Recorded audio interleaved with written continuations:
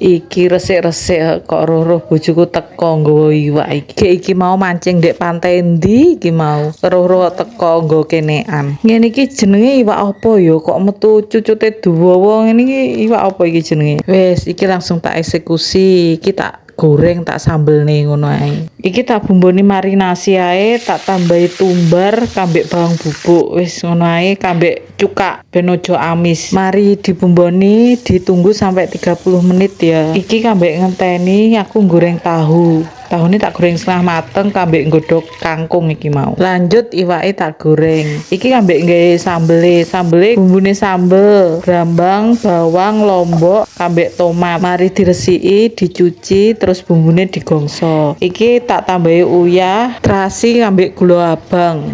Lak wis diulek lembut ngene ya genten tomate sing digrengseng mau dijegone diulek sampai lembut. Iki tak duduhi tips sambele ben tambah sedep ya. Mari diulek lembut kae mau ya. Disiapne teflon wi kudu sampai panas sampai kemendeng ngono kae baru digoreng digongso. Dadi wingko rasane enek sangit-sangite ngono, enak pokoknya. Nah, iki wis mateng, iki wis tak siapne jan persis ndek lesehan. Beh mangan ngene iki prayos ngentekni sego iki engko beh jan enak tenan.